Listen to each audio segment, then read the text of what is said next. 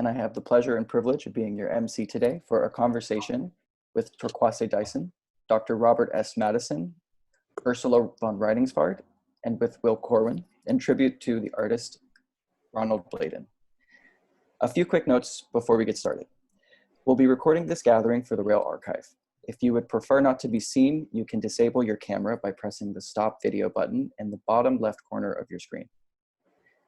The Brooklyn Rail stands in solidarity with the uprising unfolding across the country following the murders of George Floyd, Breonna Taylor, Tony McDade, and generations of structural violence against Black communities. Black Lives Matter, and we will continue to support protests with nonviolent actions to those fighting for the truth. We'd like to begin with a brief moment of silence.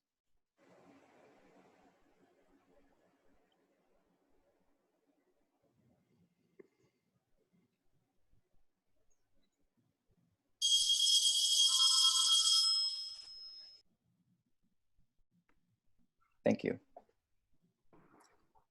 Feel free to eat your lunch during this event. We'll keep the audience on mute until questions towards the end of the conversation. If you do have questions, please write them in the chat and I will call on you to speak during the Q&A, or I'm happy to read any questions on anyone's behalf. The Rail team will be helping out with tech if you have questions, and our production assistants will be typing closed captions to make this talk more accessible. So please feel free to turn those on at the bottom of your screen. And as Rail tradition, before we depart with a poem, the esteemed Simone White will be giving us a short reading later today. And now to introduce today's host. Will Corwin is a sculptor and journalist from New York. He has exhibited at the Clock Tower, La Mama, and Geary galleries in New York, as well as galleries in London, Hamburg, Beijing, and Taipei.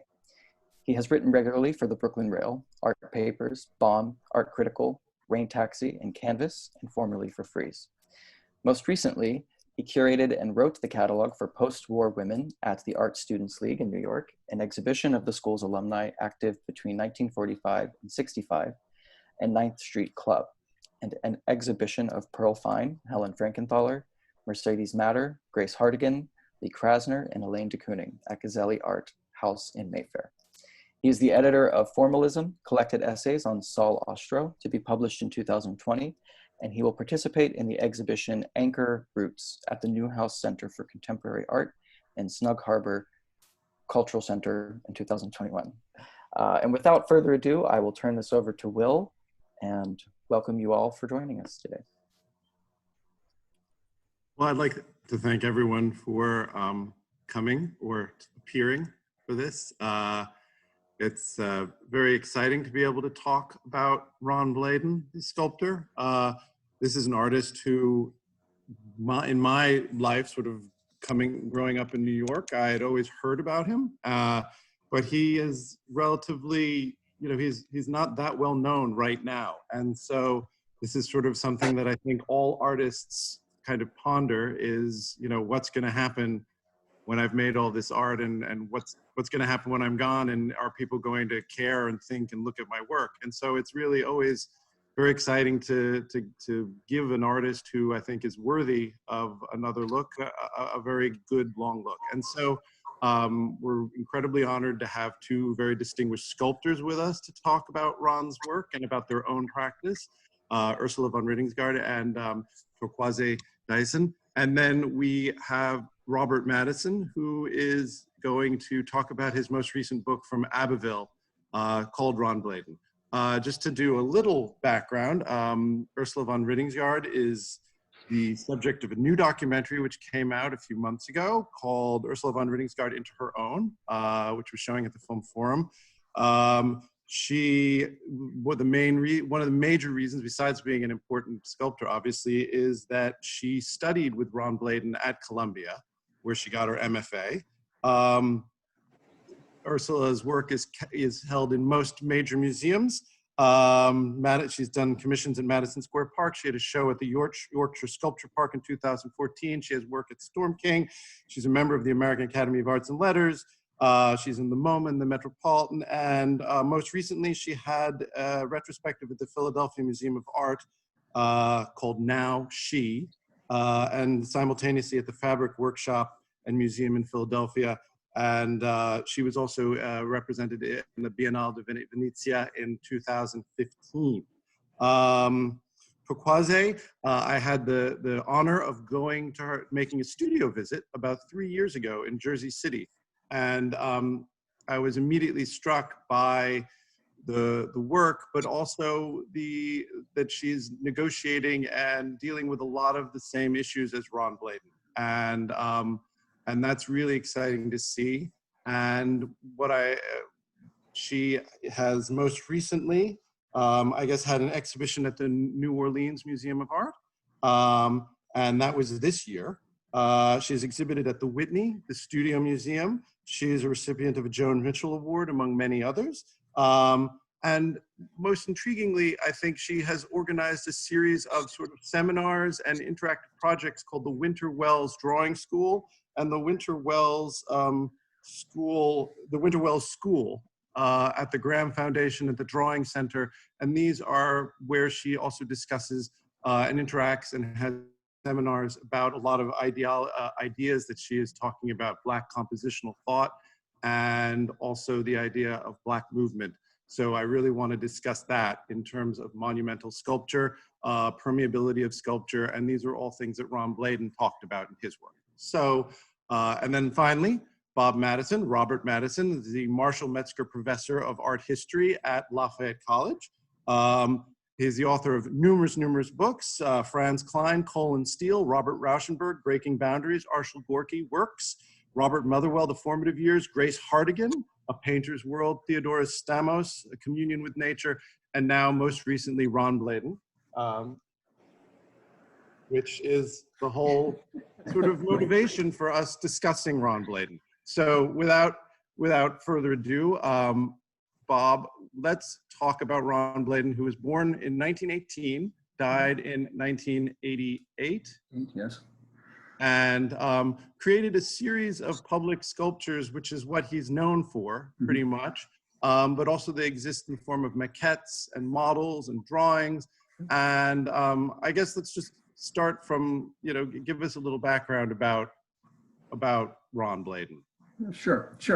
Well, it's a pleasure to be here. I can't tell you how nice it is to be with all of you and also to be able to talk about Ron Bladen, who's really a wonderful artist and an artist who deserves more attention. And it's been a pleasure to work on him and to bring him a little bit more to the forefront. So, well, a little bit of background. So, as you said, born 1918, Canadian, born in Vancouver. His father was an engineer and also an amateur botanist. His mother was a piano teacher and artist, suffragette, supported organizations for world peace. So, we're a product of our parents, and engineering, an interest in nature, the interest in art, support of world social organizations having to do with peace, were all things that Bladen was concerned with. Parents supported his art when he was quite young. They were back and forth because his father's work between Washington State and Canada. And that formed, Bladen was taking art lessons and started to draw when he was 11 years old. And so by 1939, he made his way to San Francisco. And the years that have been covered in several exhibitions and catalogs, I don't do that much with it in the book, but they were formative years. He was part of the Beat generation out there. Was friends with Kenneth Rexroth and part of a libertarian organization that Kenneth started. He was part of the Commune with Michael McClure. He knew Jack Kerouac and Allen Ginsberg and the entire group. Got interested there in more in the visual arts, in poetry, of course, Asian philosophy, existentialism, music. Was an avid fan of jazz through his entire life and a saxophone player. So, a lot of orientation there, but I think he felt that for all the other activity in San Francisco, the visual arts was somewhat less strong. And the real turning point for him was when he met Al Held. He was a friend of Yvonne Rainier's, the great dancer. Yvonne introduced him to Al Held. Al Held had stopped through San Francisco. Just very, very briefly, he and Held became close friends. Held announced after several months, I'm going back to New York, where the visual arts scene is, and Bladen basically followed him and Rainier back to New York, and became in New York very much part of the 10th Street Studio Group. So that was, a dynamic group of artists, founding co-op artists, organizations to show their art. Great exhibition on that a couple of years ago at the Gray Art Gallery. And then began at that point was making paintings and made these monumental, very thickly impasted paintings that are very three-dimensional. They're almost sculptural in quality, and they've got a sense of nature about it. I can show you one of these paintings since we're doing this. Let's go down here a little bit. Let's see. Catherine, could you give me number 5? Image number 5.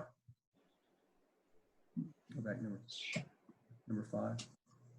There you go. Yeah. So 2 yellow arms. So it's these heavily impasted paintings, which are very organic and very tactile. So the physicality meant a huge amount to them. And there's a whole wonderful series of these paintings.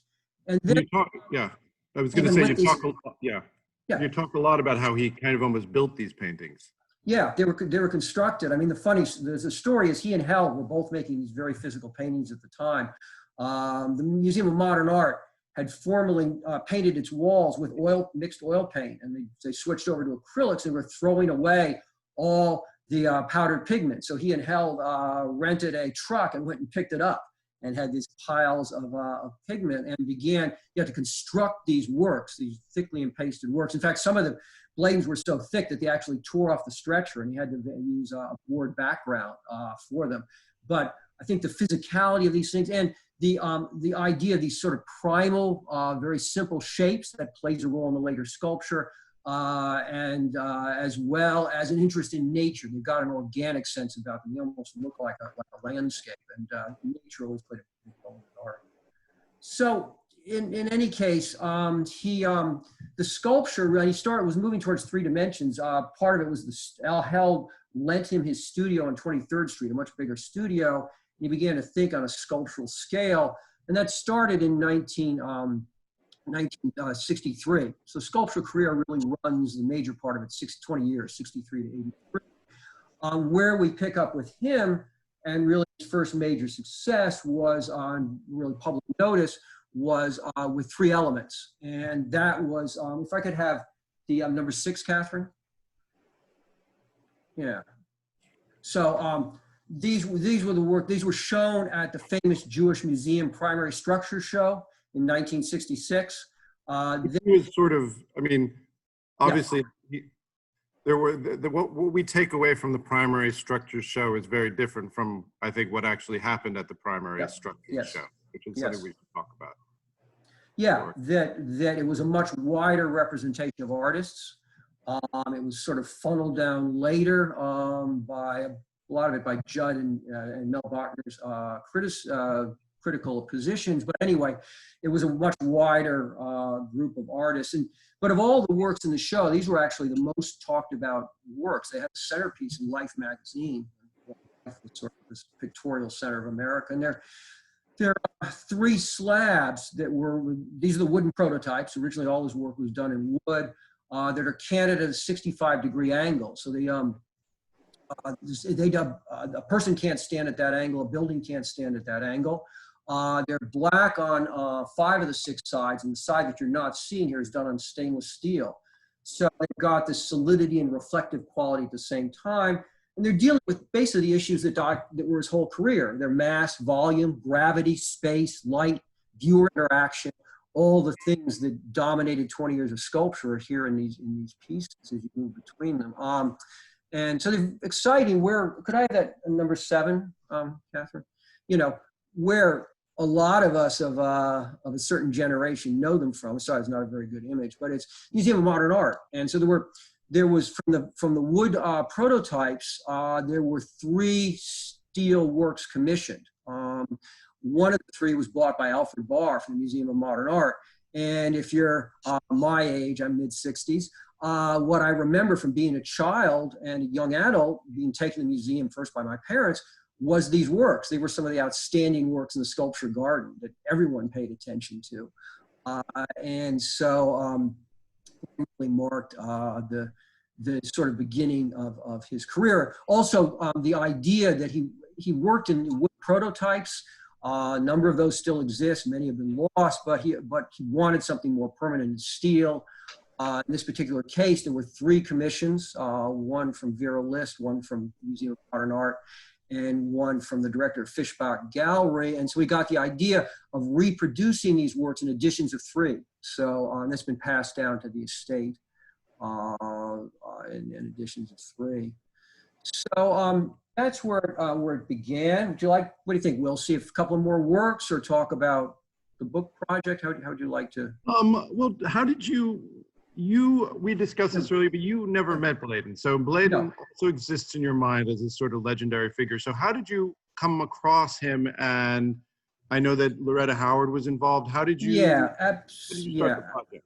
Yeah, absolutely. So, I knew about these works early on, and, remember them. I should also say that the monumental X, which if you can find, my computer's gone off for a second here. If you can find that, Catherine, it's not hard to find. Yeah, that was also, again, being of a certain age, when only one survey of art history, that was Horst Janssen's book, The History of Art, and he had a very short contemporary section. This was the lead-off image. So if you didn't happen to be at that show at the Corcoran, the scale is content. This was the book that everyone read as studying art history and art, and that was the lead-off image. But in any case, so to answer your question more directly, yeah, I mean, so I knew about him somewhat, but what brought this together, and projects like this are always a team, was really Loretta Howard and Loretta Howard's gallery and the estate.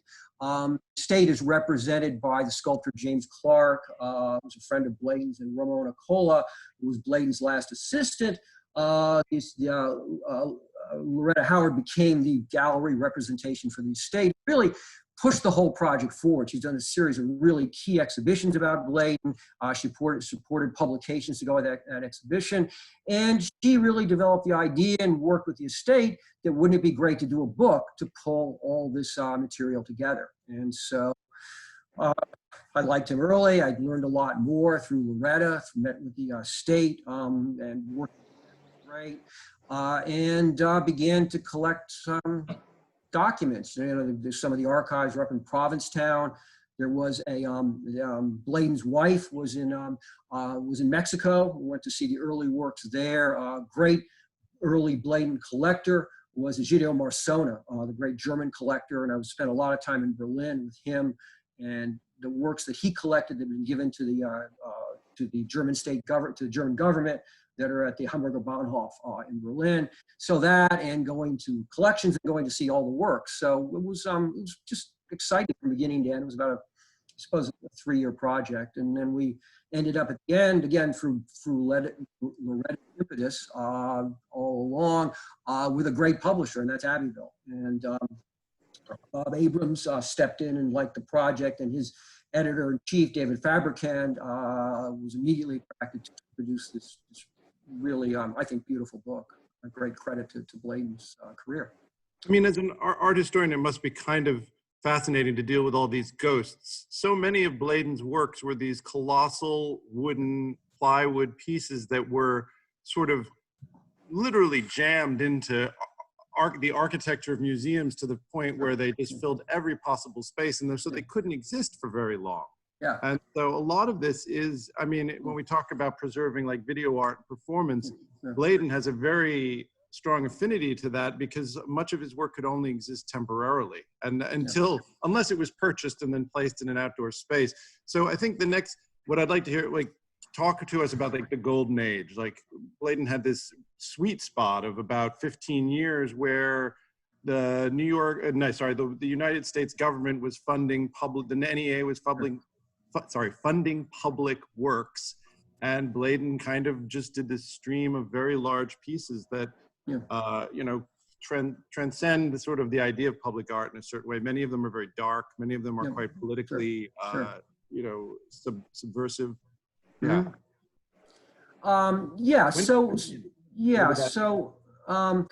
The Bladen what you have during this period is that you have a this is now we're into the 60s, moving from the 60s into the 70s, was an interest in public art. And I think that, you know, this is something that Bladen participated gladly in, and had many great public monuments. We'll show some of these in a second. Maybe Catherine, you could pull up, I've lost my images. Oh, glad you're showing them the side. This is great. Cathedral Evening, which is further down. Let's see. So just keep going down a little bit. Yeah, there we go. There it is, 23. 23. It was an age of copy. You know, I remember well as a young person in my 20s, of social change and social unrest. It's an age that you know, has something to do with our own. And one of the things that emerged was that in some way, maybe public art could make a difference. And it had a platform. You know, in '63, John Kennedy, when he was still a senator, talked about that. He said that the future of America and the future of culture depends on the position of the artist. And Lyndon Johnson picked that up to an extent in the mid-'60s. And what it resulted in was a revival of the GSA, General Service Administration, and particularly art and architecture program. And what that program did is it promoted the jury competitions and the placement of public art around this country. And Bladen was very much a part of that. This particular piece, which is wonderful, again, this is being shown in Berlin, as the original prototype is shown in Berlin, is in the Albany, the Federal Center in Albany. And this was actually a private commission. But a number of the others were done as competitions and set out there. And Bladen was modest about it. He was his politics always tended far to the liberal end. But he didn't. He was an anarchist, right? I mean, well, he was involved with an anarchist group in San Francisco. I'd say more a liberal with social commission, social interests, and he didn't, as far as I can tell, didn't talk about politics in very great specifics. He also wanted the art to have a kind of universal appeal as well. So he's looking for something that is political but is universal. And he would say things like he'd hoped that once people had seen this work, they may dislike it at first, but he hoped that as they saw it over and over again, it would change their lives. And he thought of himself as an experimenter, as an individual. The art was very personal for him, and thought of that's the way we should conduct ourselves, maybe not quite as anarchists, but at least as individuals, always working out towards our own vision and in our own direction. And, you know, a number of these works are really sort of important to communities. I mean, I'll tell you one story. Would you go down to, let's see, you know, lots of, go down to Sonar Tide, which is sort of at the end here. Yeah, yeah, that's a piece there. So this is a nice story. This is a piece that this is actually his last monumental sculpture, and it's in Peoria, Illinois. So what had happened was Peoria had, you know, an early founding, some 1690s, I think. It had had an industrial history. Caterpillar moving vehicles were made there. But by the 1970s, the center city was in total collapse. It really was a ruin. And the city council got together and decided something had to be done. It was part of the abandonment of downtowns that took place, the so-called 70s urban planning, which was in fact urban displanning. And they collected some money to build a civic center, and the civic center is behind there. It was done by Philip Johnson. It's got a performing arts center connected with it, and a sports arena. And then they raised some money for a piece of a sculpture, and the money was raised by the Junior League, which was, as it turns out, I know a lot of these people now very well, a very activist group. And the competition was held through the art and architecture program of the subset of the GSA. Bladen won the competition, and he made 6 trips out there, and he met dozens of people who I met subsequently. He studied the town, he studied the geography, and became very attached to the community. And the model for this piece was made was designed for Peoria and built in Peoria. He used a local steel foundry. You know, what he discovered was he wanted the piece is aspirational, I think, the way that it rises up towards the sky, as a number of Bladen pieces are. And it contains a parabolic curve in it. And what you can't see in the photographs, it actually twists laterally too. It twists into a kind of S curve away from us and towards us. So it's actually a very complicated piece to make. But he was influenced by the people he met there, trying to make this aspirational work. He also went along the Peoria's along the Illinois River. That's what its heritage is. And the Illinois has a curve right outside the city, which is like the curve in this sculpture. He also, I found out in researching this, one of the things he was doing fish counts in the river during that time, using sonar to count fish. And Bladen, I found out sort of midway through writing this last section of the book, said, oh gosh, can I see these sonar projections? And so this becomes sonar tide. If you know sonar projections, they have this kind of parabolic pattern to them. And so what happened was that, you know, this became the sort of, for a decade anyway, the calling card of the community, a kind of centerpiece. It was used in all advertisements for the community. When they produced the telephone book, this was the piece on the telephone book. So I think it's an example of the way public art, particularly in the case of Bladen, really spending time with the community and thinking about it, and meeting the people and coming back and forth and designing and redesigning and representing the piece, can have a, you know, an effect on the nature of the downtown of that area. So it has a social concern with it. Yeah. So I think, yeah. I think we should briefly just open up a few questions to the sculptors. So if I wanted to, this is not meant to be sort of a sculptor therapy session, but I know that Bladen himself had very interesting relationship with architecture on several levels. On the most obvious level, just the idea of citing his work, but one of the great aspects of the book is how you talk about his obsession with engineering. Right. And to almost this sort of comedic level, where his wooden works were so over-engineered that they kind of could be, you know, moved around and turned upside down, and kind of, he really was obsessed with the idea that they had a tremendous amount of structural integrity. Yeah. And, you know, you say that this may have probably did come from the fact that when he was in his teens during the war, or late teens during the war, early 20s, he worked in a shipbuilding installation in the Northwest. And there he saw the construction of these warships and tankers that are, you know, obviously they are engineered to survive storms and things, and unlike the things that most sculpture have to deal with. But so immediately I began to think both about Ursula and Torkwase, the idea of, first of all, building your sculpture, and what does the interior of the sculpture and the construction of the sculpture embody for the total sculpture? For Bladen, it was obviously this idea of strength, and that it be kind of a very individual object that could withstand all sorts of forces. But then also the idea of, are you thinking as a sculptor architecturally? Are you thinking of building like this sort of, is it a construction, is it a building, or is it a different kind of design that involves, and I know, you know, obviously with both sculptors that we're talking to here, you can see how, like, the ideology behind the construction. There is a, you know, there's an idea of using the materials to a certain effect, and there's a way of how it is supported and how it leans and the tensions in the work.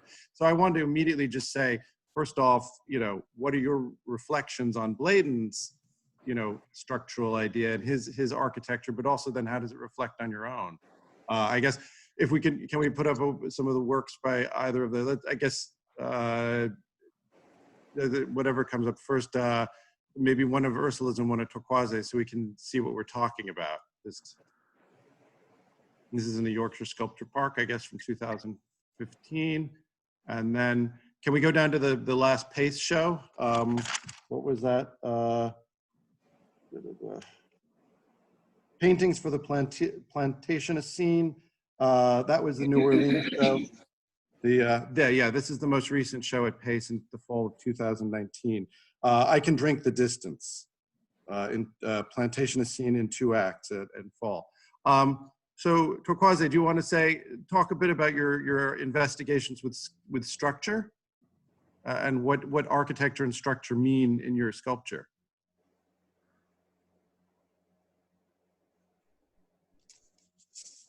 Sure, absolutely. Well, thank you for inviting me to this conversation. I am very much invested in the way architecture has authority and can have authority, and thinking about the way in which I think about space and using architecture to really redefine the space, and in that redefinition, create possibilities for human interaction. So I was invited to make this project at Pace through Pace Live, where I knew that I'd be inviting different artists that I'd worked with in the past to collaborate with me. So it was an exciting moment, and a moment, I think, of risk and precarity and spirituality in a way, and connection. So these are the ways I think about not only architecture, but the way artists in particular deal with architectural space, to think about an alternative way of moving through the space, to think about how multiple peoples may interact. I don't believe in universality, but I do believe in deep systems of subjectivity that can grow into shared experiences depending on the context. So I make work to try to create experiences that are sort of elastic and modular, and in that way. And I think architecture, in the architecture, can be generous when approached that way through sculpture as a language. So, the engineering comes as a question that deals with gravity and volume and ideas of prisms and how those things kind of work in real space. And I'm a huge collaborator, of course, because I actually consider myself a painter who makes sculpture and who deals in architectural questions. So the engineering is sort of me bending and thinking about sort of weight and volume and space and movement, specifically in this project, distance. So in my mind, ideas of distance and ideas of engineering have very much to do with infrastructure in the way people move across the planet. So that's the way I deal with or think about engineering, and that's the way I sort of think about architecture in relationship to my work. And then in terms of Bladen, I mean, he was very, very influenced by Yvonne Rainer and the idea of dance and the idea of movement around an object. How do you, when you say how sculpture and architecture affect our bodies, are you talking about how it makes us reflect on ourselves, or is it a literal distance and closeness and moving in and out? What are those, what is your interpretation of the body in relation to the sculpture? Well, hopefully I'm making work that allows other people's interpretations, right? So the idea or the mission or the conceptual and formal approach to public presentations in this way is to not be really, to invite, again, different kinds of, subjectivities in relationship to different bodies and different body abilities and different ways people have relationships with their own bodies. So at my best, I'm creating an invitation, and then I very much lean back, right? So, I can answer that as an individual, but in terms of the work being in the public space, I hope I'm making it generously enough so differently abled, experienced bodies can enter the space, whether it's dance, whether it's stillness, whether it's the idea of running or skipping or voicing one's body, hopefully, you know, the work is really about an invitation to a kind of discursive condition that the human body can experience. So. And then you said, but as individually, what is your personal response then?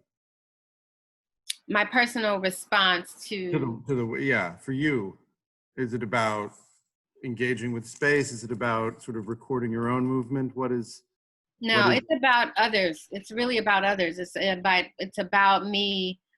It's an invitation. It's the way I build invitation, right? It's the way I build relationships. It's the way I invite, right? If I can, if I can create a kind of invitation that allows a certain kind of radical, if you want to call it democracy, then I've done something against systems of architecture that do the opposite, right? So the idea of creating conditions that are really in the tradition of what I think liberation happens and the way people liberate, it's in that tradition, right? So it's not I'm not necessarily inventing something, right? I'm in the tradition of a liberatory practice about, sociality and many people and the kinds of things. So most of my work is very precarious. It's very much open. It's very much about understanding that at my capacity, at best, different people can enter and experience and do something, right? Express and respond. If I'm good at it, I think if I'm good at it personally, personally, I think, how can I make the best invitation for a human or sentient experience ever?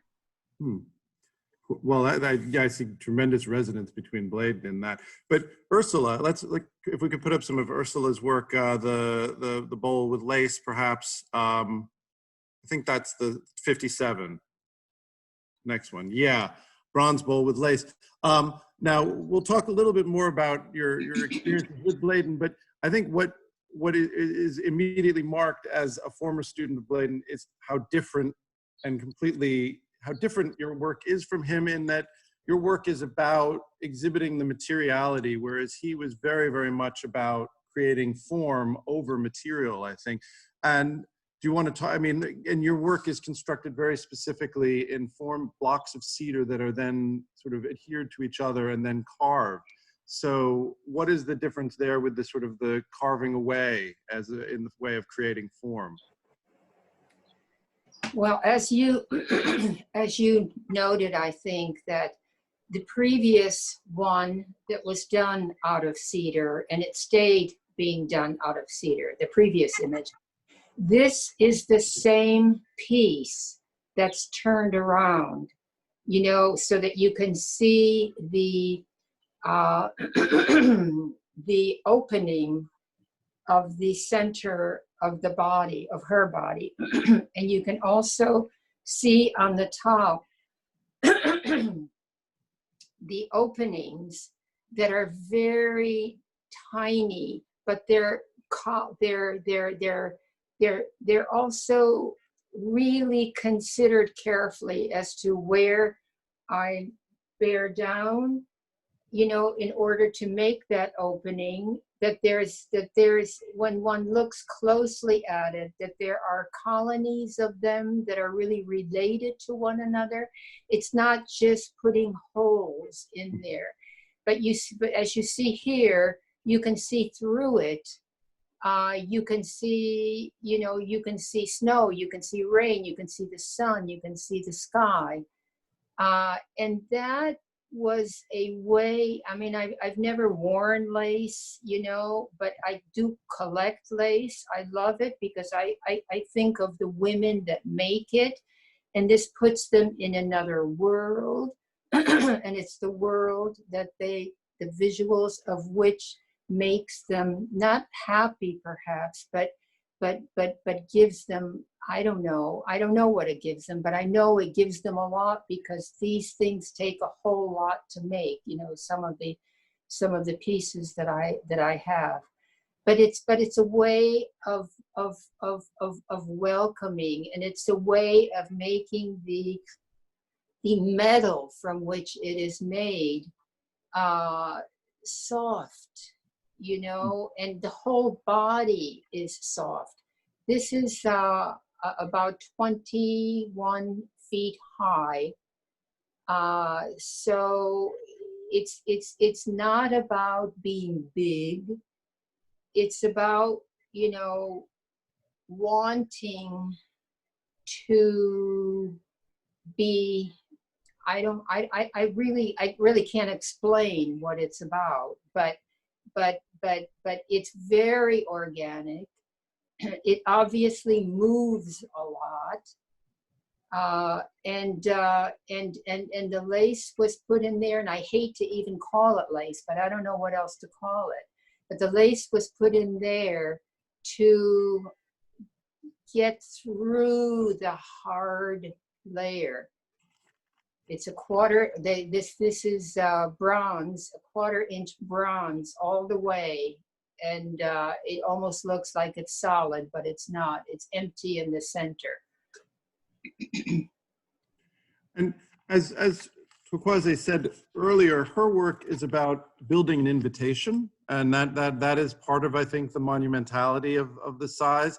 And all three sculptors we're talking about today, and Ron, all create sculpture on a scale that is architectural, whether you want to admit that or not. It's 20 feet tall. It surrounds people. So building an invitation, when you create scale this size, how are you trying to engage the body and architecture with that scale? I did a piece at Princeton with Todd Williams and Billy Tien, and they're architects that I very, very much admire. And you know, they're they're not doing the usual thing. You know, they're always putting new things into what they have. With this piece, this isn't the piece that's there, but I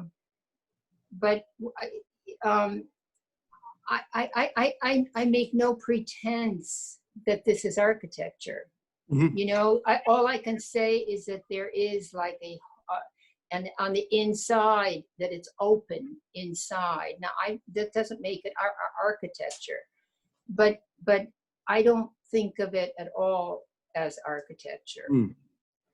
And I think that Bladen might have, you know, thought about that, and I think he did, but I don't think that was his major will and want. Mm. I think what he wanted was the sculptures themselves, and that is that's not what's found in architecture. Yeah, I agree. I mean, to steer it back to Bob, there's that wonderful sort of passage that comes up a couple times in the book about when Ron is standing at Big Sur and he can see his own shadow on the clouds, and he talks about this idea of the sculptures having that quality of being of casting a shadow on the clouds or casting a shadow on the earth around them. And so that brings up the obvious question, which I think is a frequent question in all of sculpture, is the idea of monumentality, and what does monumentality accomplish? Yeah. So what was Ron trying to accomplish in his monumental work? Because some of them are very monumental, and also some of them are created in contradiction or against the architecture around them. They're meant to kind of confront the space. Sure. For me, right? Well, yeah. So you know what you use exactly the right term. It's really about scale, and Bladen was very insistent about that. Size is a measurement. You know, is 21 feet. But what matters is the way it relates to the human being, and scale is context, and scale has to do with the scale of your own body and a perceived relationship to the work. So it's what Torkwase talked about and what Ursula talked about so well too. Could I have that number 11? Yeah. Right. So it's creating these environments and relationships. So this particular piece is Black Triangle, is about 9 feet tall, and it was done in a fishback gallery. So you can see that it basically fills the space, balanced on a point there, done.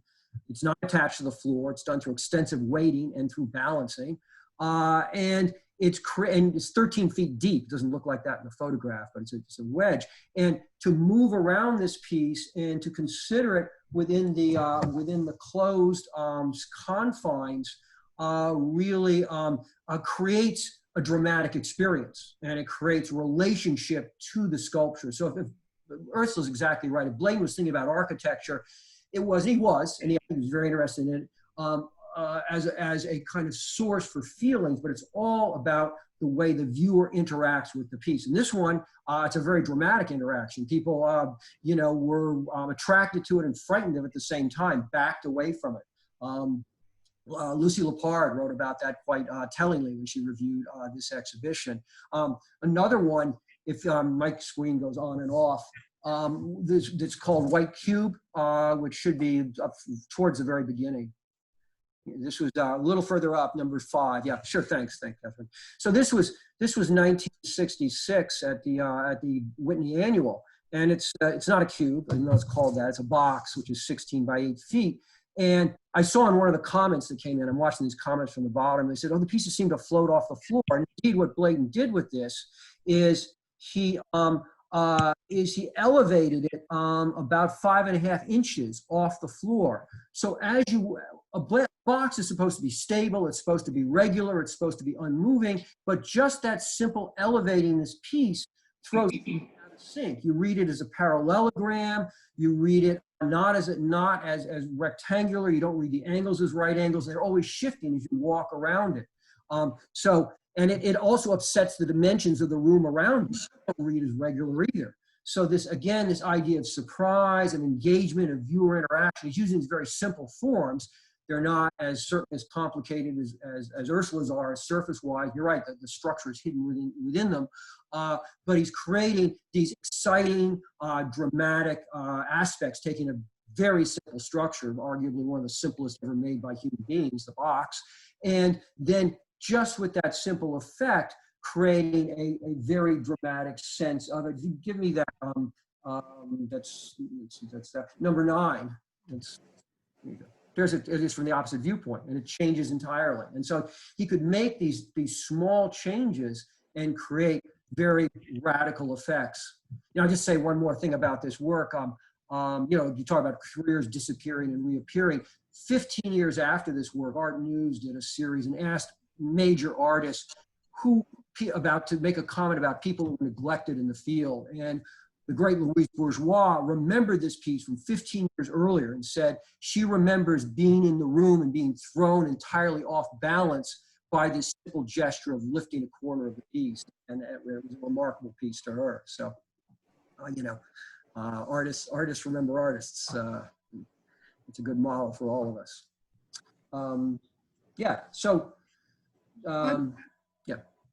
I'd like to talk about, do we have the Oracle's vision? Is that on one of the slides? We don't have that on one of the slides. I'm sorry. And well, one of the great joys of Zoom is I can just hold up the picture. There it is.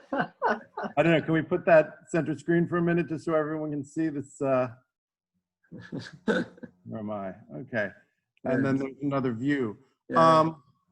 And for me, Oracle's vision is, it's in Springfield, Illinois? Springfield, Ohio. Sorry, Springfield, Yeah, Ohio. the other Springfield. Wherever the Simpsons live. Yeah. It is a work which Bladen said he was a very big researcher. He loved to go and look, and for whatever it's worth, I mean, artists do this all the time. They say they do a lot of research and then they create something, and who knows if you can relate the form to the research. But in this case, there were strikes going on at the International Harvester factories outside of the city, and they were the source of the energy of the city financially and sort of socially. And he created this work called Oracle's Vision, which from one angle, kind of, I mean, actually, it looks like a helmet almost. And he created this eye which is this narrow slot, which in a way is both about seeing, but also being prevented from seeing. And so, you know, I don't think he talked too much when he was presenting to the sort of the city government about how he was creating this sort of mask that was going in front of the city hall that would kind of block the view, which is clearly like a very political statement. But I wanted to also talk about Bladen's politics. And then there's a quote: "The choice of being an artist to me is bound in the condition of politics," which is what Torkwase said. And then I wanted to sort of open that up to you, Bob, first to talk about Bladen, but then the two artists to talk about politics in sculpture that is big and that surrounds people, that confronts people, that invites people. It seems like it's an inherently, you know, public sculpture, but also large sculpture is sort of less intimate and is sort of almost inherently a political discourse. So, I mean, to talk about what was Bladen's, like, what was your interpretation of Bladen's politics through his sculpture, regardless of whether he wrote it down and said, "I'm doing this"? What do you think, Bob? I think he was looking carefully at the political, social situations where he placed these works. He was very much aware of them being public, and they're often, when these were commissioned works, they were in very public spaces. That's in front of the town hall, which is right there. And with that particular case, I mean, to give us a concrete example, his first presentation was for a wonderful piece called Black Lightning, which is now in Seattle. And it's very aspirational. It reaches up towards the sky, and it was turned down. And he hadn't really spent time in Springfield. He went to Springfield, again, 4 or 5 trips. And I've been out there to see the town, I've been out to talk to the people. And I think what meant a great deal to him was exactly what you said, Will, that this was a town that was under siege because of the closing of its plants, because of the shutting down of the downtown, trying to, an attempt to revive the downtown, a situation was not unlike the piece in Peoria. And, you know, it has, of all of his works, perhaps the most fortress kind of quality about it. And there's this sense of opening with that visual, that view plate that you look through to almost, but at the same time, an armored quality about it. And I think he was thinking very much about the social conflicts that were going on in the city between trying to open up. There was a whole series of massive strikes in the city, union strikes that took place when he was there visiting, and he became very aware of that. And so it's armored and it's protective at the same time. It's encouraging at least a degree of openness. So I think, you know, one can talk about it in those terms and see the social content that There's also a lot of sharp edges. I mean, you know, Governor Rockefeller commissions him to create a work, and he creates this really sharp, jagged angle pointing directly at the buildings of government. And the same thing as Black Lightning is a sharp, jagged. It's almost stabbing at like how it's structured. I think perhaps. I think at the same time he thought of those. It depends on the piece, but he thought of something like the Cathedral Evening as about dynamism and velocity. You know, he was fascinated by modern science. He was fascinated, of course, the space race is going on at this time. He's aware, and you know, as an amateur looking at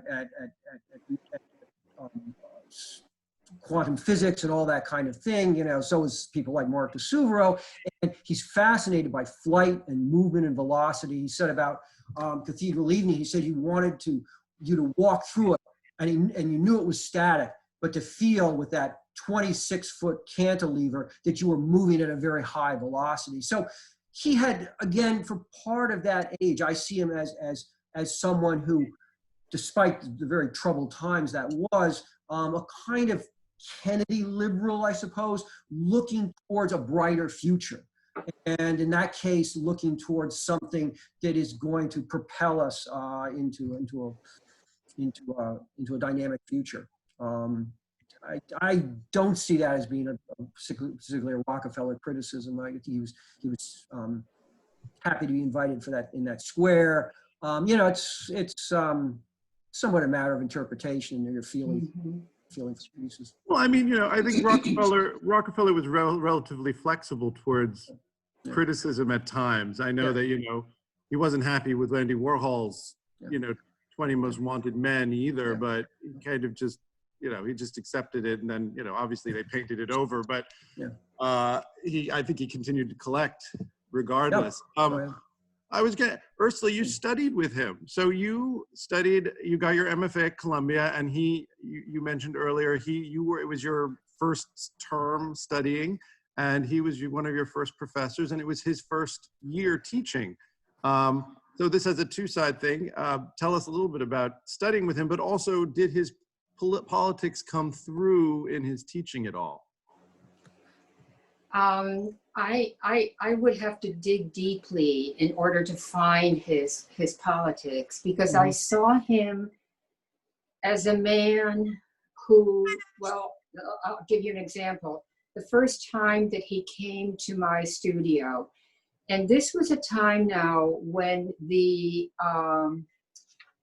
minimalists were taking over, with Donald Judd having this, philosophy about what art is. And he was very clear that art with any kind of emotion, with any kind of heart, was not to be, it's not art. But Ronnie was, so he would come into my studio and he would look at what I did, and it was sort of the beginning of the year. So it's not as though I had a lot of things for him to see. In fact, when I think back about it, the things that he was looking at, weren't anything that, one could get a charge from. But I was using clay, and then I was whacking it with a wooden board, into some sort of shape. But he would slowly come in, and there was always a smile on his face, but it's not a smile that could be easily called a smile. It's just a little curve that was so gentle on one side of his face. It was so gentle. So he would come and he would stand in front of the work, and he would look and he would look and he would really take his time. And I can't remember to this day a word that he said, but I feel so strongly, and I know visually, that somehow it's the kind of mind that looks at something and then thinks about it, the evening or during the night, so that he definitely took it seriously, that I understood that. And I don't even know how I understood that, but it's because he was that kind of a person. And he especially was very encouraging to younger people. And he, I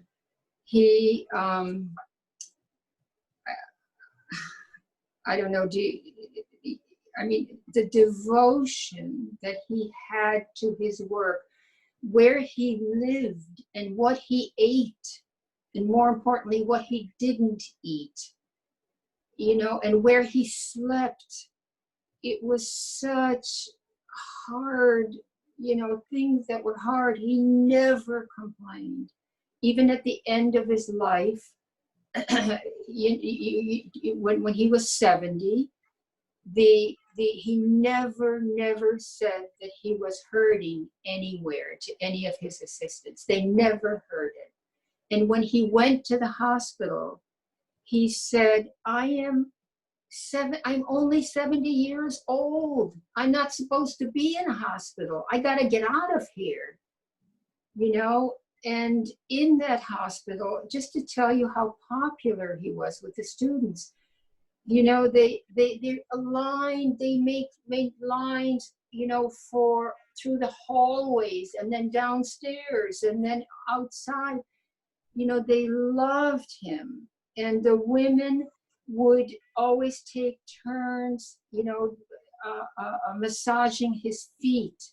And it was so loving. And he would be drawing on top of paper that his future pieces, you know, or something, ideas for his pieces.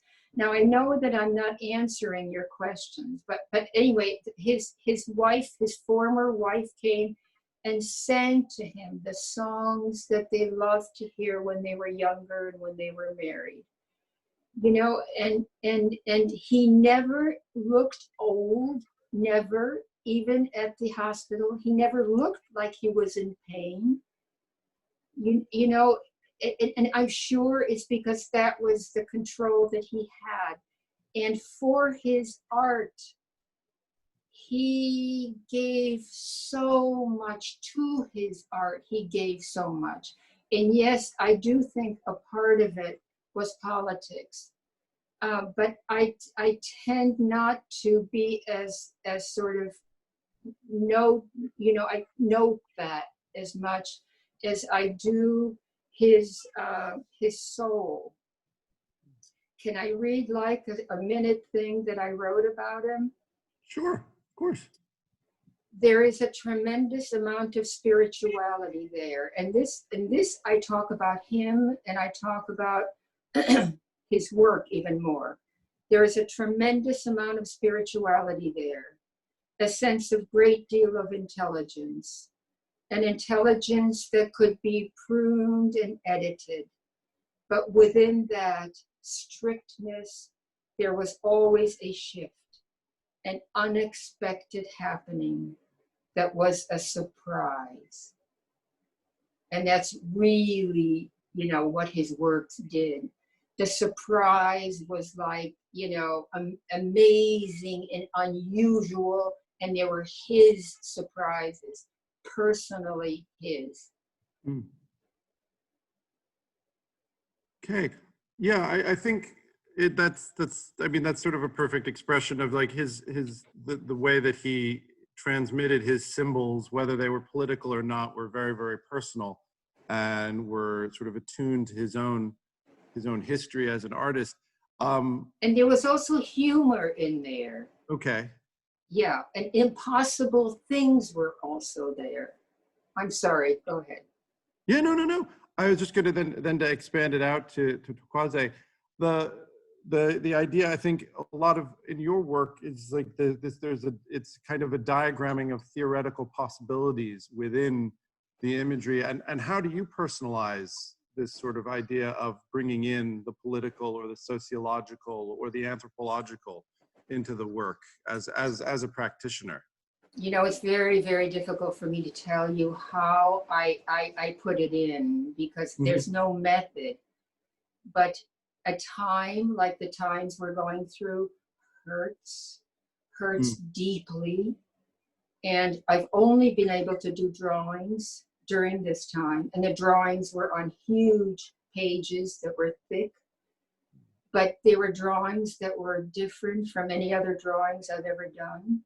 And I used a German tool that has a thick point on it, you know, that I can really, I don't know. I don't know. And I think almost everything has politics to it. You cannot ignore that. That has to be a part of your life.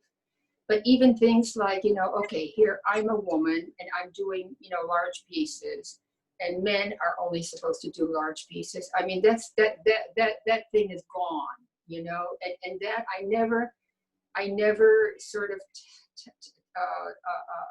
tangled with, because it just would take time, and I need my time to make my work. But the things that are the things that are going on right now hurt deeply, and one cannot just stuff, you know, just like float them away. It's not possible. So I suppose, you know, whether I know it or not, that it does come into my artwork.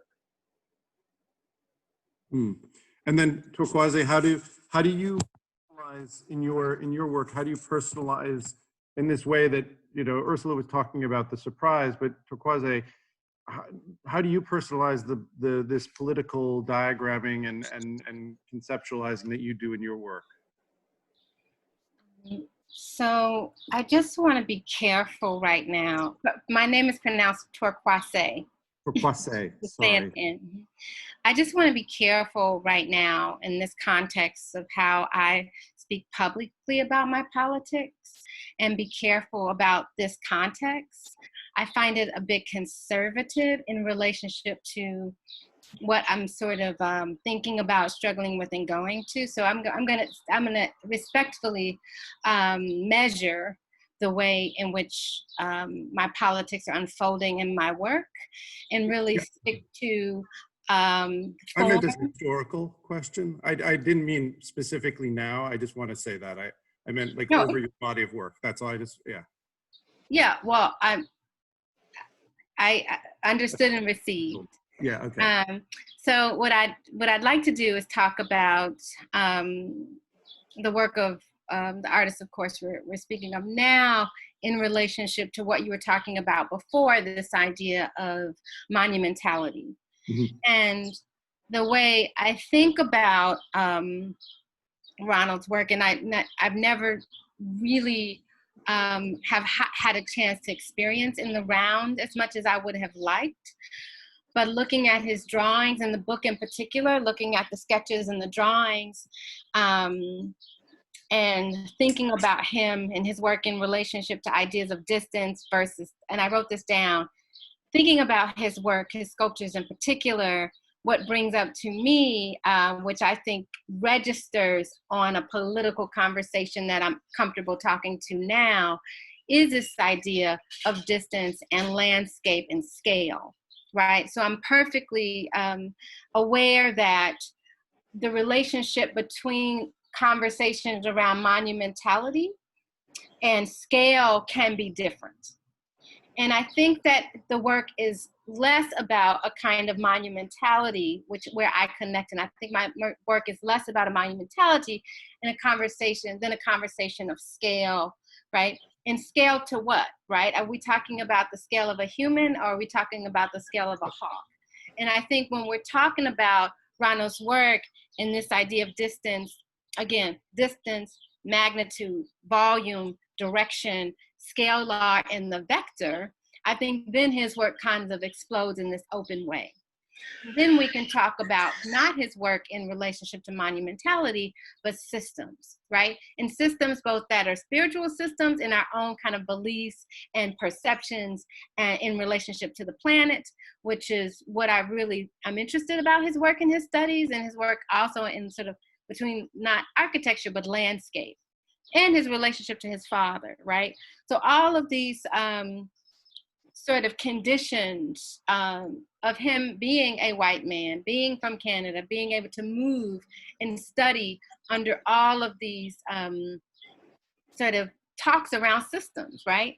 So the rejection of Judd to think about art as something emotional is a sort of lean towards, or a gesture towards, really having, and I think it can be political, really having Americans in particular think about what's going on, in space conditions, in our conditions of space, in our relationships to space, what's going on in our conditions of what we understand between science and technology and engineering, right? So from my perspective, I receive those histories of minimalism, post-minimalist movements as sometimes a rejection of the emotion or the idea of a sentiment, but I receive it as something indelibly connected to built environments that then inform us as sentient beings. So I think that there's registers of connections, both in Ronald's work and someone like Judd and someone like Mel Bachner, right? That's a measurement of the body that may, that is on the register of a politic that I think I'm interested in. Right, and I make that separate then, and I can see that as separate in the drawings that he produces, in the sort of mark making that he produces. When I think about his drawings, I think about the drawings of Tony Smith. Like, what is it to introduce a geometry, like a geometric system in relationship to a spirituality, right? So those things I think are pretty interesting. And I'm interested in the work anew because of the book that's on the table. Like, what do we think about, how do we become more critical about when we use the word monumentality in relationship to scale that has to do with now environment, architecture, infrastructure? Because we know something now about infrastructure and architecture that we didn't necessarily know or didn't reveal itself in the 60s and the 70s and in the 80s, I would argue. So I think it's a timely work, and I'm willing to talk about it under those conditions. Yes. It's not too much of an imposition. Will, would now perhaps be a good time to start transitioning to questions? Because well, I don't want to put anyone on the spot, but I know that Lucy Lepard is here. I just wanted to ask her if you feel like it, would you like to mention something about Ron and his Paul? You're shaking your head. Is that a no? No, am I unmuted? You're unmuted, but you can say no if you want, obviously. I think we're having a bit of a tech thing, but thank you, Lucy, for being here today. Thank you.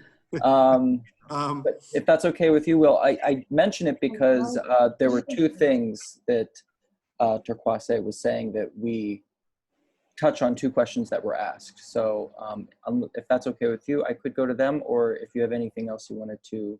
I would like to ask one last question, which we discussed, which yesterday briefly, which is, I think it has to be addressed, and then maybe even Loretta can comment on this, is that what happened? Here was a sculptor who was creating these massive, public works, and then, I mean, if you read the book, you know what happened. But to Bob and Ursula, if you want to just comment on what happened to Ron Bladen, why is he, sort of the sculptor's sculptor, someone that artists know about, but is not as widely known, and therefore, this book is coming out. He died in '88, so this is coming out, 22 years later. What is the reason behind that? Why did he kind of disappear? Why don't you unmute Loretta and let Loretta talk about it? Okay. And I'd say also, I just want to say what an honor it is to have Miss Lepard here. Yes. Brilliant on every single level. I worship what you said about Ronnie, but many, many other subjects. It's just an honor to see you here. Yes. Thank you. Oh, good. I feel the same, Lucy. I love it. Yeah, Am I muted? Am I off or on? You're on. You're on. You're on. Stuff. Anyway, no, you all have been wonderful, and I thought Ronnie was one of the sweetest men I ever knew, and the sculpture was obviously wonderful, and I'm better at writing that kind of thing. But thank you for doing the book, which I haven't seen, but it sounds We'll have impressive. it mailed to you right away. Oh, lovely. So yeah, Loretta, would you like to comment a bit about the trajectory of Ronald's career and how it kind of, what were the sort of economic and social factors that caused him to sort of slow down? Moment while we You have to unmute her. pull her up. Loretta, can you hear us? I think so. Yes. Hi, everybody. Hi, Loretta. Hi, everybody. Thank you so much. It was a terrific panel. I mean, I think one of the things that, Will, you said at the beginning was so interesting.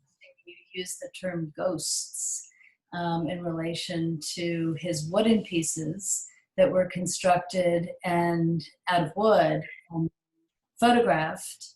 There were maybe drawings, but they weren't able to live on because he didn't have enough money at the time to make them out of metal and for them to be permanent. So when the estate and Bob and I got together to sort of ask the question that you're asking, Will, why it happened, or what do you do to bring this extraordinary artist kind of back to the forefront. The sculptors in the room want to know, how do you protect your legacy? Well, I mean, it's all very obvious in a sense, but we didn't have any sculpture.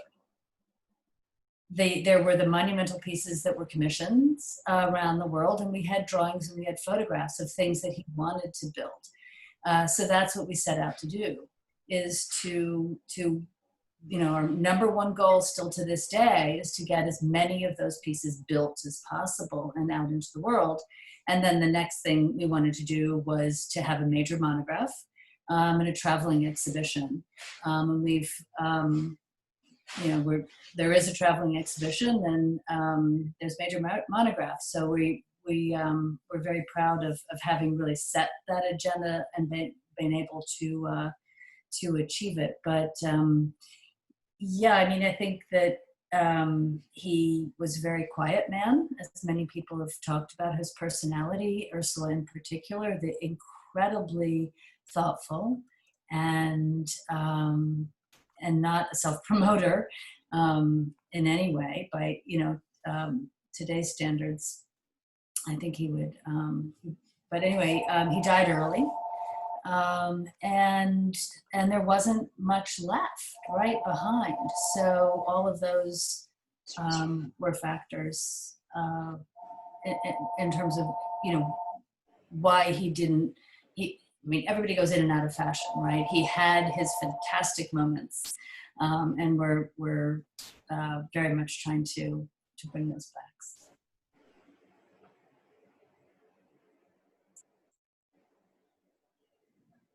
And are there plans for what is happening with the traveling exhibition? Is that?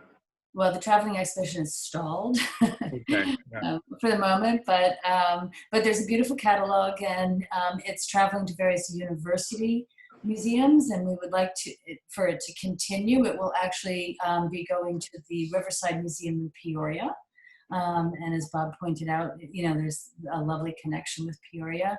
And it was organized by the Ewing Gallery, Sam Yates initially, and it continues on. So we hope that there will be more legs of it. And that exhibition is primarily models, drawings, and photographs.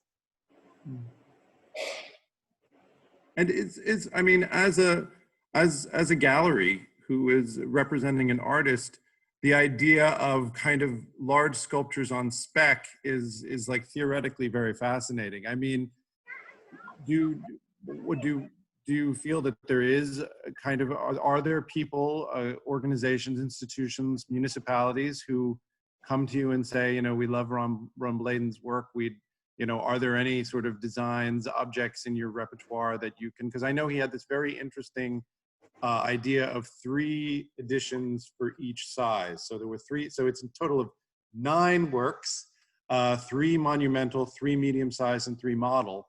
And in the same way that we know that Rodin, some of his sculptures can be reproduced almost ad infinitum by his estate or foundation. You have the opportunity to create another, Black Lightning or Cathedral Evening, or I mean, those are options. So that's a very interesting idea that they exist, but they don't exist. So right. So and yes, I mean, like Tony Smith, editions of 3. But I think the answer is that it's a little bit harder for people to commit to making a monumental piece before they've actually seen it.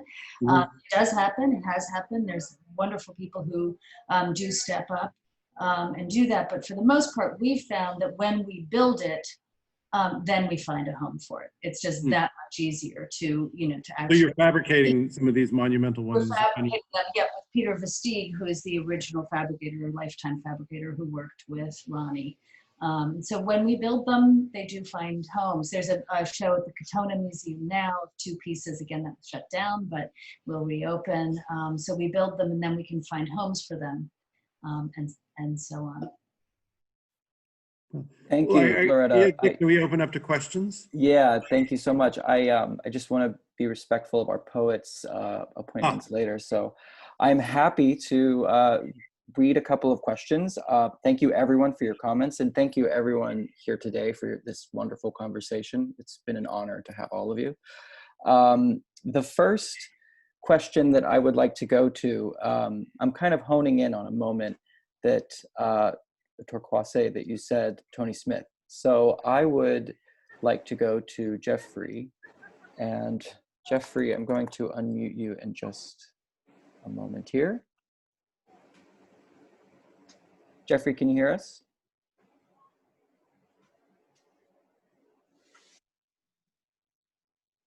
Just a second.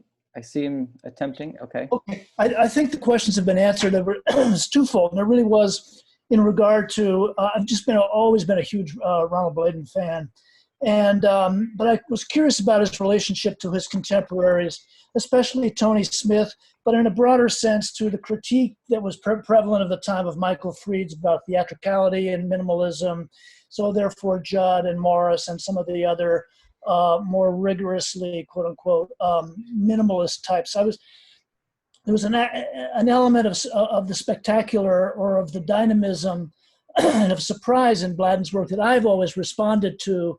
And I just wondered what sort of engagement he had with his peers in his times. Thank you.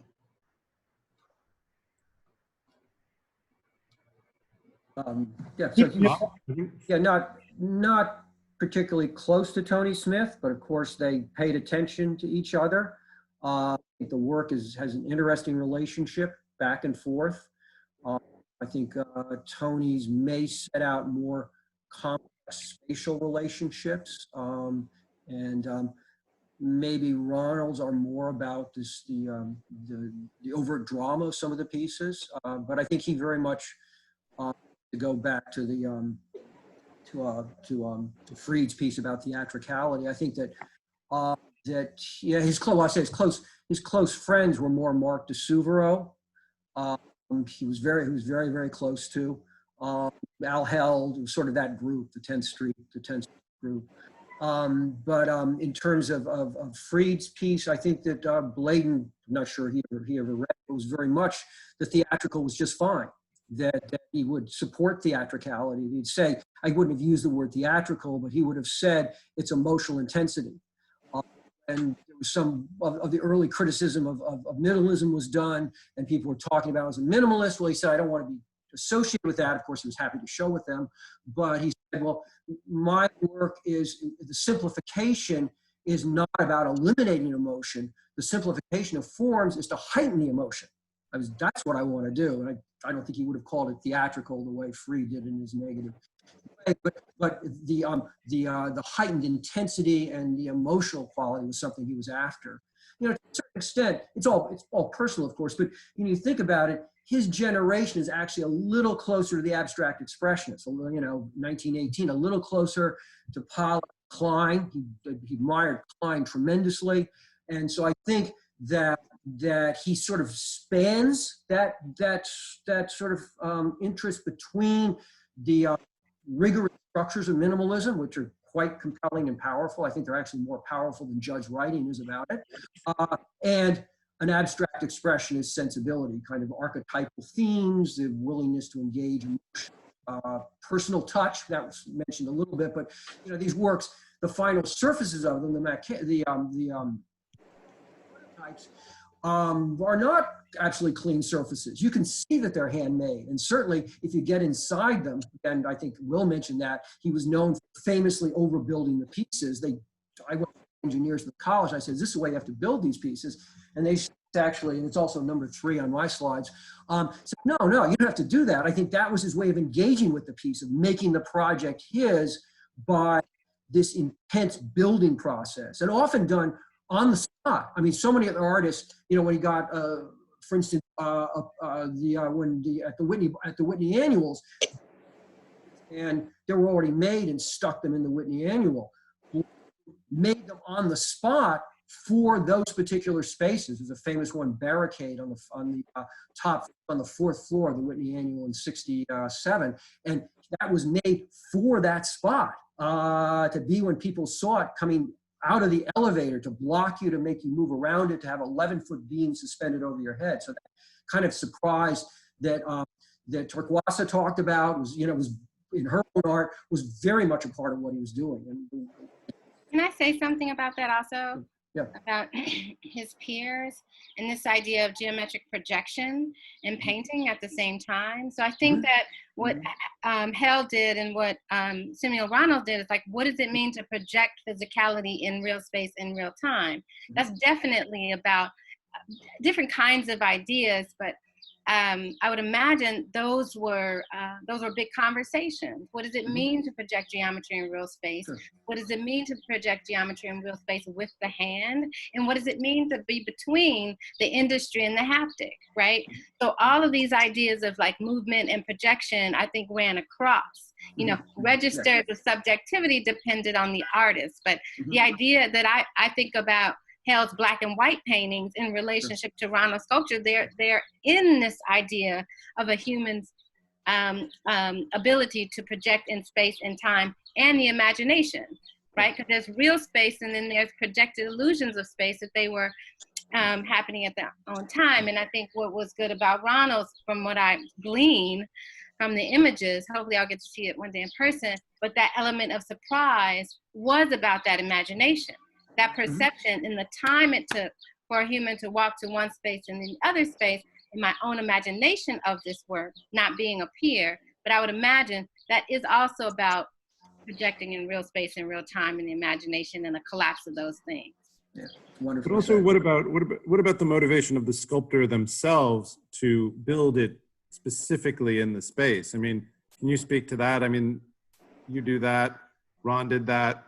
It's this idea of site specificity and the idea that this is a unique work that can only exist in one space, or is it more about, you know, just navigating the space intellectually for yourself? I wonder. I mean, because the one piece that he does, which I find actually his most, you know, confrontational piece, it's not my favorite, is the barricade in the Whitney annual, which is clearly meant to stop people from, once they get off the elevator, from actually, like, they have to walk into a wall.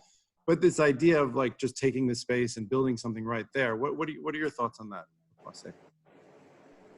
Because you, I mean, your most recent project, you built into the space, and you have to, you sit down and you look at the space and you conceptualize where things are going to, I mean, it becomes a whole different idea of sculpture, I think. But some of that, I think some of that is a sense of humor. Okay. You know, and in fact, a lot of the things that he does that one doesn't expect is his sense of humor. But I'm not saying that that's what it is, but it could be, you know, it could be thought of as that. And then, of course, that could be political as well, you know, and it could be a lot of other things. I think that in terms of like building in space, site specifically, I would imagine that there's a lot of walking happening, right? That there's a lot of thinking about scale and climbing, right? So as an artist who builds, thinking about, you know, geometry projected in space, thinking about mass, thinking about direction, and climbing and moving and using drawing specifically, I really relate to the images I'm seeing of Ronald's work, right? So what does it mean to walk and climb and make and build? Now, I don't build my own work. I have close relationships with different fabricators, but they walk with me, right? And it's a lot of conversation, and their solutions to my problems that come up are really soothing, right? So what does it mean to work with architects and work with engineers, build in real time? I think it takes a kind of sensitivity. I think it takes a skill, a technique, an intelligence that, as you were saying earlier, that has some agility and has some flexibility in it. Now, that's me personally thinking in relationship to the, you know, the artist Ronald, like, what does it mean to walk and climb and build and touch? Move around those pieces. Catherine, would you show Boomerang? It's black and white and a color. I've lost my screen. It's about halfway down, maybe, in those images of mine.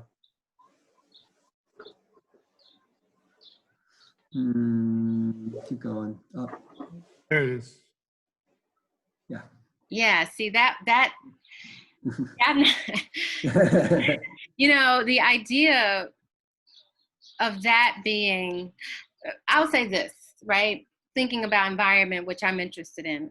Like, who am I, witnessing in this, and who do I imagine myself to be witnessing such a geometric projection, right? Yeah. If I can think about someone like Sarah Oppenheimer, that really is about sort of moving through space, and right? Yeah. What does it mean to witness something with such distance and such piercing lines, right? So it's a very exciting, it's a very exciting sense of time and movement for me, and a force and an imagination.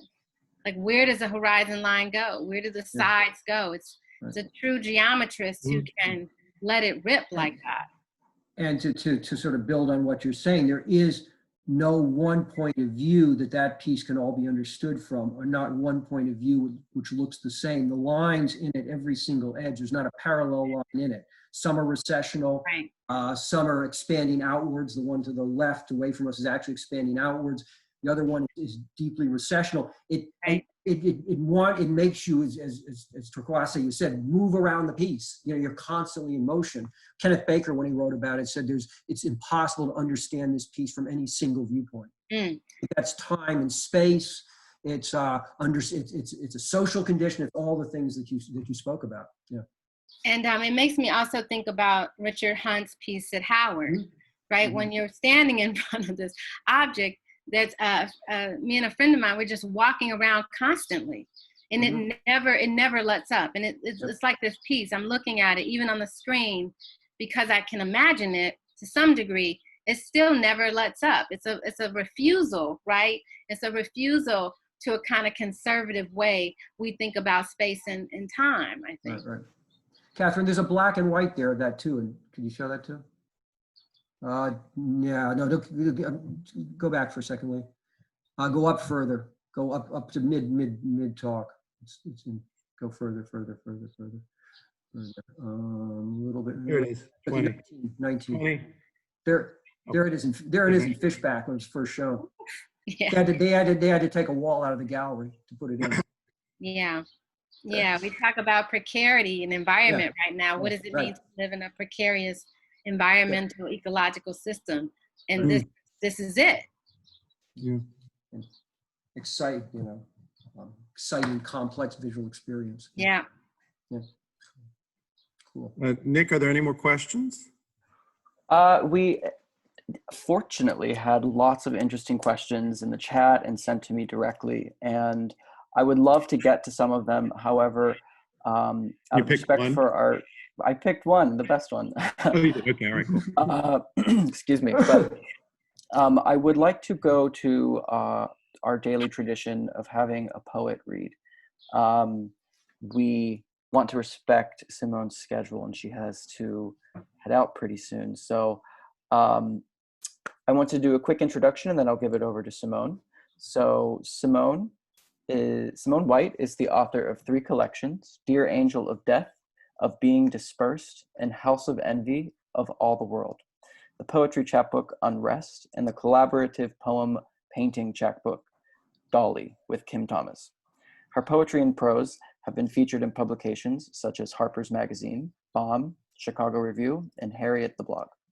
Her honors include a 2017 Whiting Award in Poetry, Cave Canem Foundation Fellowships, and recognition as a New American Poet for the Poetry Society of America in 2013. She has a JD from Harvard Law School, an MFA from the New School, and a PhD in English at CUNY Graduate Center. So without further ado, Simone, I am unmuting you. Just a moment.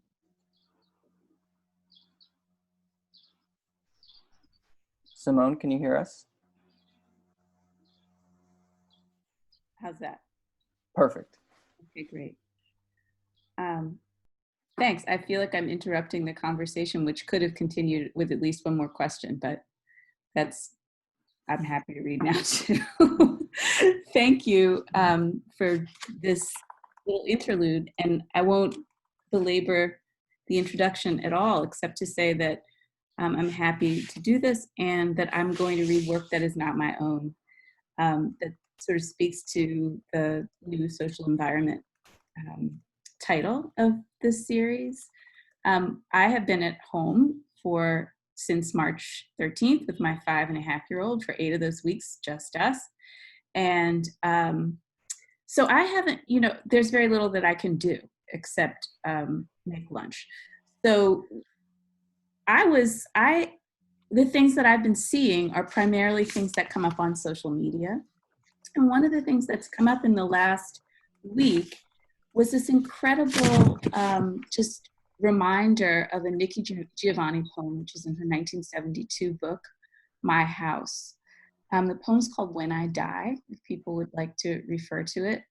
And I'm really happy to have been reminded of it by the people at the Free Black Women's Library, who have also been doing this incredible mutual aid project called Sister Outsider, if you want to take a look. So this is Nikki Giovanni's When I Die. When I die, I hope no one who ever hurt me cries. And if they cry, I hope their eyes fall out. And a million maggots that had made up their brains crawl from the empty holes and devour the flesh that covered the evil that passed itself off as a person that I probably tried to love. When I die, I hope every worker in the National Security Council, the Interpol, the FBI, CIA Foundation for the Development of Black Women gets an extra bonus and maybe takes one day off. And maybe even asks why they didn't work as hard for us as they did them. But it always seems to be that way. Please don't let them read Nikki Rosa. Maybe just let some Black woman who called herself my friend go around and collect each and every book. And let some Black man who said it was negative of me to want him to be a man collect every picture and poster and let them burn, throw acid on them, shit on them as they did me while I tried to live. And as soon as I die, I hope everyone who loved me learns the meaning of my death, which is a simple lesson. Don't do what you do very well, and enjoy it. It scares white folk and makes Black ones truly mad. But I do hope someone tells my son his mother liked little old ladies with their blue dresses and hats and gloves as sitting by the window to watch the dawn come up as valid. That smiling at an old man and petting a dog don't detract from manhood.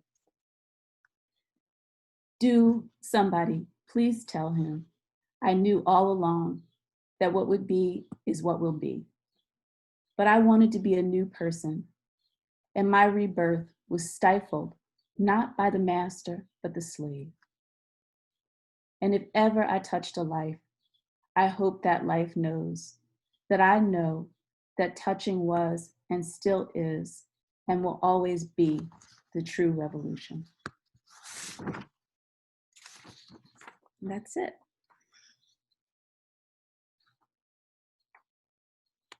Thank you, Simone, for that beautiful poem. Sorry if, in the spirit of unconventional artists, why don't we break our tradition and go back and ask another question? It's Friday, so why not? I do want to, I would like to go to one question from Clay. Clay, I'm going to hand the virtual mic over to you. Can you hear us, Clay?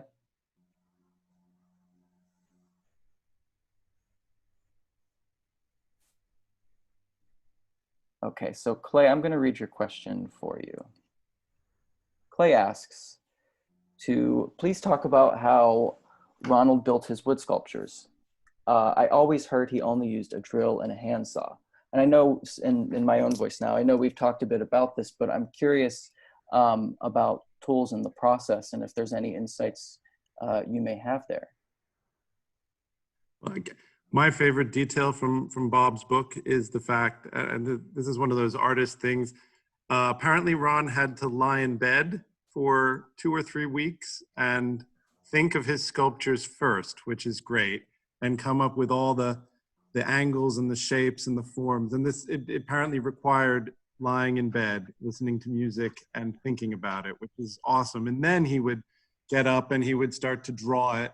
And then he would have sort of conceptualized the whole engineering side. So Bob very much goes into detail about that in the book. But Bob, I don't know, can you go jumping off from that point of the conceptualization period? Yeah, you're exactly right about the conceptually dreaming of these lying in bed. It's quite wonderful to think about. In terms of the actual making, one of the great artists, Dyson, who worked with him closely, particularly with I worked with him for a number of years. And anyway, Bill talked about going to a studio, and basically that's it. That he had a couple of really lousy hand saws and a hammer, and maybe one electric drill, and that was basically what he worked with. And I think it's again his own eccentricity, and that he was not really a tool fiend, but it was also that handmade approach.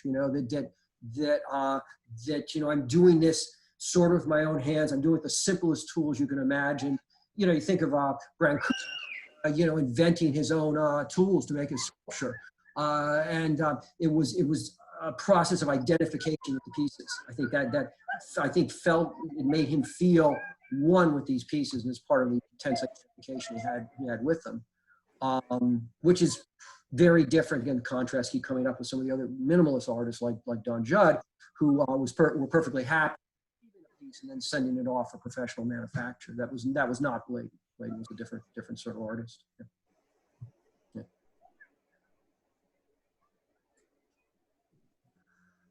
Great. So perhaps that answered Clay's question. I hope so too. There was another question. It's very broad, but I'm curious for Torkwase. Someone in the audience asked, what are the spiritual systems of your production?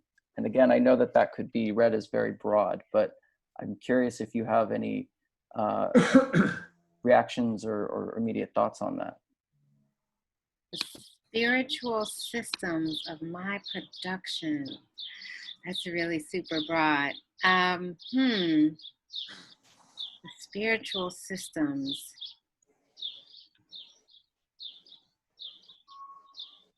The spiritual systems. I don't know how to answer that. I'm not sure exactly how to answer that. Understandably. I don't know how to answer that. My spiritual systems. I mean, I'll say that very much like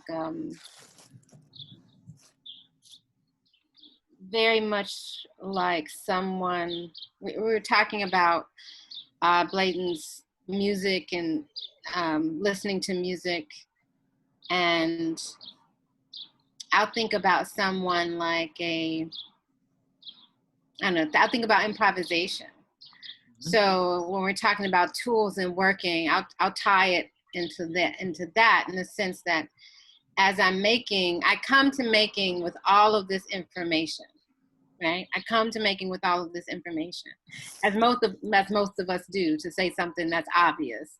And then I go into a space of improvisation, and I let that improvisation take me somewhere, I think, that is beyond my human body and experience.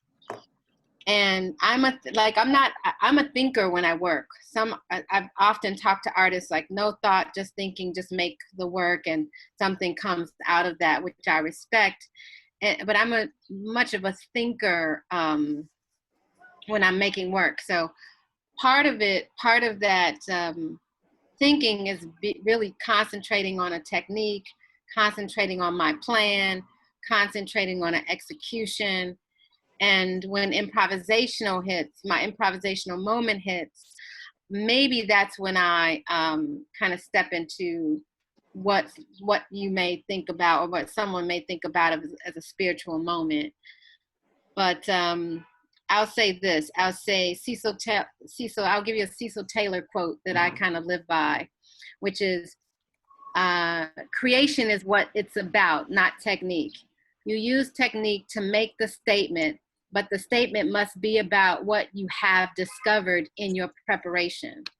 So I'm really a person that in the studio really is about preparation, technique, thought, planning, and kind of execution. And when I'm when the improvisation or that, I'll say that let go-ness happens, I carry with me my own being and belonging. I guess that's the best way I can answer the question. Well, thank you for indulging such a, a broad, expansive one, and for answering it so gracefully. As we've kind of seen here, we've gone a little bit out of order because usually we would be ending with a poem read. So I want to again thank Simone very, very much for that beautiful poem and for joining us today. And before we head off, I just wanted to check with our hosts and guests if there was anything else you wanted to mention before we head off for the weekend. Thank you all. Thank you. That's all. Thank you very much. Thank you. Really, really Thank you so much.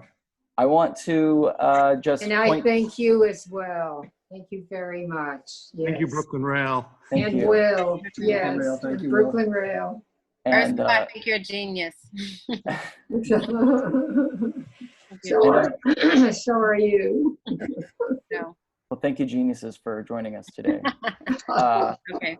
But I want to point to the chat. There are some links, not only earlier on for some helpful resources for a lot of organizations that could use your help right now, but also for our schedule next week. And on Monday, we will be joined by Kyle Dekyun of the Poetry Project and Anselm Berrigan, our luminous poetry editor here at The Rail, for a great conversation on poetry. I want to thank you all again for joining us, and please feel free on your way out to say hello, to say thank you, to send your well wishes to everyone. And I hope you all have a beautiful weekend. Thank you, Nick. So, Rail. Thank you. thank you. Thank you, Simone. Bye, bye. I also. Hey, everybody, that was terrific. Really Thank you so appreciate it. much. Thank you. Thank Thank you, you. Paul. Yes, thank you, Will. Thank you, Oh, Paul. take your glasses off. Now I know who you are. Ursula, Thank you, Will. Thank you, Ursula.